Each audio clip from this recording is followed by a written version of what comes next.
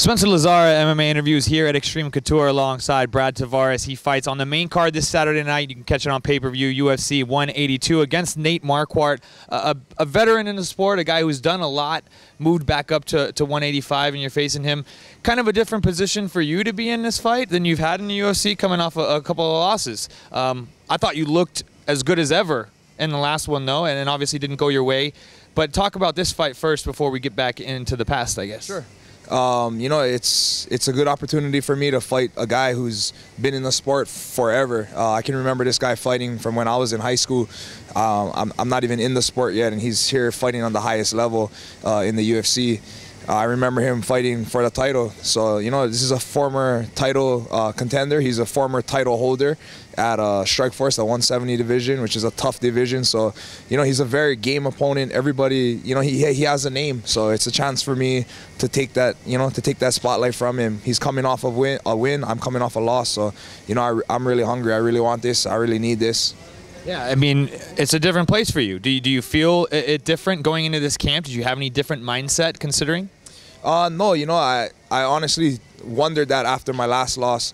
You know, like everybody would say, oh, you're coming off of 2 losses, your back might be against the wall, with a third one you might get let go. But honestly, I don't feel any extra pressure than the normal pressures of a fight, you know. The pressure to win, you want to perform, you want to do well. But I've just been really hungry. My last fight, you know, like you said, I honestly felt the best I've ever felt in a fight. My conditioning was on point. My mindset was there. Emotionally, I felt perfect. You know, it was the perfect fight for me. And then, you know, I felt like I was dominating the fight, and I just got caught. It happens in this sport. It happens all the time. But going into this fight, you know, that's all in the past. I had a really good camp. I've stayed injury-free, really healthy this camp. I've had a lot of good training. I've worked on everything that I believe I needed to work on for Nate Marquardt, and I'm excited about it. Didn't change much up. You're still doing your conditioning over there with Ian. I know you get some great conditioning work over there, and of course here at Extreme Couture, right? Yeah, so all my conditioning I've done with Ian O'Malza over at OFIT, and every other day I'm here, and some couple days a week I'll go to Robert Drysdale's and wrestle and whatnot.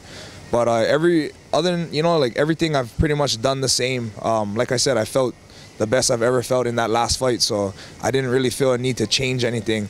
Of course, there's little things that I needed to fix. I got caught throwing a punch. My hand was too low. You know, he caught me. So, of course, I worked on that, keeping my hands up, staying tighter in the pocket, and I think it'll show come Saturday night. With Nate, he's a very well-rounded guy, but it's safe to say I think maybe speed might be a big advantage for you in this fight. What do you feel like, you know, he's going to try to do, perhaps you can say? Like you just said, he's a very well-rounded fighter. He's one of those guys that is pretty good everywhere, but I don't really see him as being great anywhere. I think I have the advantage in striking, and, you know, that's where I like to keep the fights. But that being said, I can't expect just a striking fight. You know, I believe that I'll outstrike him, and I think at some point he'll try to wrestle, and whatever he tries to do, I'm ready for it. It's a big card to be on, of course, and it's convenient for you, of course, a short drive away here. Talk about that. I'm ecstatic about being on a Vegas card. It's been, I think, 3 years. Wow. Yeah, it's been 3 years, I think, since I've gotten to fight at home. Over the last 3 years, they've sent me to different cities, different countries even. You had one set here, right? But it got canceled maybe, right? Yeah, my last fight was set here. That would have been my last fight here, and injury forced me to pull out, which was really unfortunate. But you know, I'm glad that I'm here now. I get to fight in Vegas, get to fight at the MGM. A bunch of my friends and family are flying up from Hawaii. They get to watch me. There's already a lot of locals here in Vegas, so, you know, it really does feel like I'm fighting in my hometown. Beautiful. Anything else you want to say going into Saturday? Nothing, just everybody tune in. Follow me on Twitter at Brad Tavares. I want to thank my team, Extreme Couture, my coaches, Ray Sefo, Eric Nixick, all my training partners, Ian O'Malza, and all my sponsors, VertiStream, Alienware, Hayabusa, Auto Shopper, and Map Cargo. Beautiful. One last quick thing I just thought of. Talk about the rise now again, the re-rise of Extreme Couture here, and you being obviously a center of that. You know, things around here have been really great over the last year or so.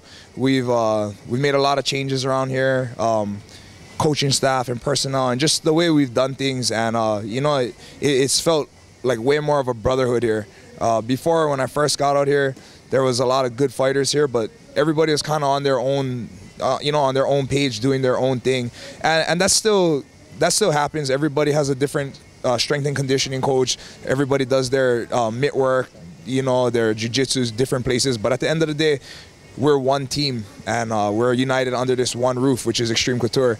And over the last year, we've had a bunch of guys come in here, pour in, and we've added new people to the team. So it's a really good vibe around here. And I feel like our team did really well this year, and it's only going to get better for us. Definitely some big momentum going into 2015. He's going to end it out here, started off, I should say, January 3rd, UFC 182 live, pay-per-view. Don't miss it.